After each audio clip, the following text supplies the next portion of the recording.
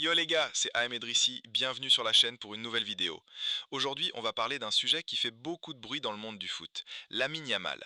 Le jeune prodige du Barça, qu'on a tous kiffé voir briller, il traverse une sale période en ce moment, franchement, ça a l'air bien galère pour lui. On va analyser ensemble ce qui se passe, pourquoi il se fait autant critiquer et ce que ça implique pour son avenir, tu vois. C'est pas simple quand t'es un jeune joueur aussi s'exposer. Exactement. Les attentes sont énormes et la pression, elle est multipliée par 1000 avec les réseaux sociaux et tout ça. Le moindre faux pas, ça prend des proportions incroyables. Alors, d'après les infos que j'ai pu avoir, le truc qui a tout déclenché, c'est ces déclarations polémiques après le Classico. Ça n'a pas plu du tout, ni aux médias, ni aux supporters. Et en plus de ça, il y a son attitude en dehors du terrain qui pose problème. Son hygiène de vie qui n'est pas à la hauteur d'un joueur de ce niveau. Et ça, ça se ressent sur le jeu, c'est logique. Le Classico face au Real, ça a été un tournant. Il a complètement raté son match, absent mentalement, il a été dominé par la pression. Ça a montré qu'il a encore besoin de grandir. Il s'est aussi fait critiquer pour son choix de carrière, de jouer pour l'Espagne plutôt que le Maroc. Ça a créé des tensions aussi, et ça lui retombe sur dessus aujourd'hui. Du coup, une partie du public espagnol l'a un peu rejeté, et son image, elle s'est pas mal détériorée. C'est dur pour un jeune joueur qui commence. Le FC Barcelone a même pensé à s'en séparer, d'après certaines rumeurs. Ça montre la gravité de la situation, tu te rends compte? Clairement, le gamin, il est en pleine tempête, quoi.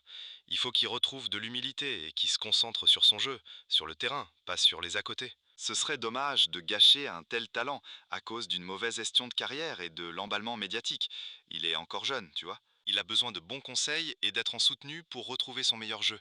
C'est crucial pour la suite de sa carrière. Après, c'est à lui de prendre les bonnes décisions, de se remettre en question et de redoubler d'efforts pour retrouver le niveau qu'on lui connaît. On espère bien qu'il va réussir à surmonter cette période difficile pour redevenir le joueur qu'il peut réellement être.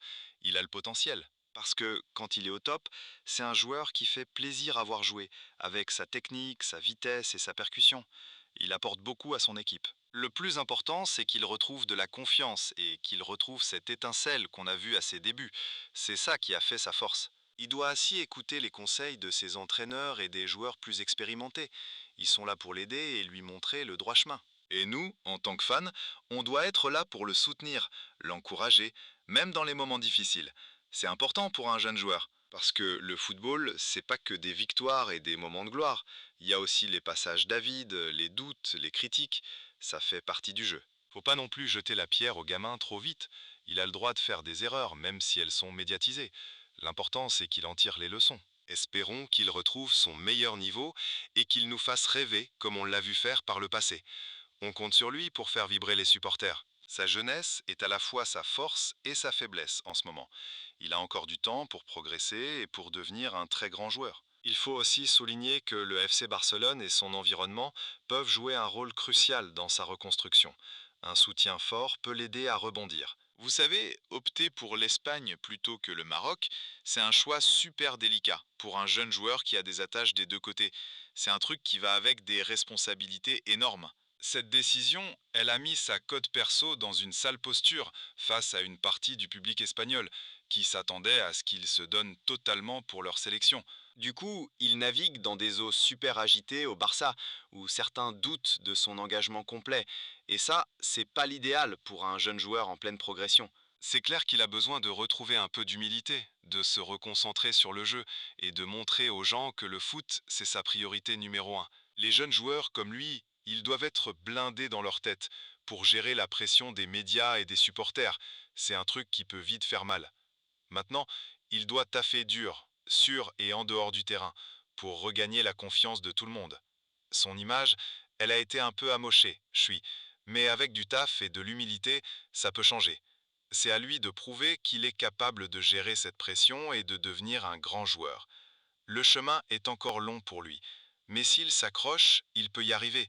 Il faut qu'il retrouve la confiance des coachs et des coacheurs. Et ça passe par des perfs solides sur le terrain. On va suivre ça de près. C'est passionnant de voir son évolution. Perso, je pense qu'il a le potentiel, mais il doit cravacher. On verra si le Barça lui laisse le temps de rebondir. C'est pas évident avec la pression des résultats. Il doit saisir toutes les opportunités pour se montrer hyper combatif. Et nous, on sera là pour suivre tout ça. J'espère que ce point sur sa situation vous a intéressé. N'hésitez pas à me dire ce que vous en pensez en commentaire.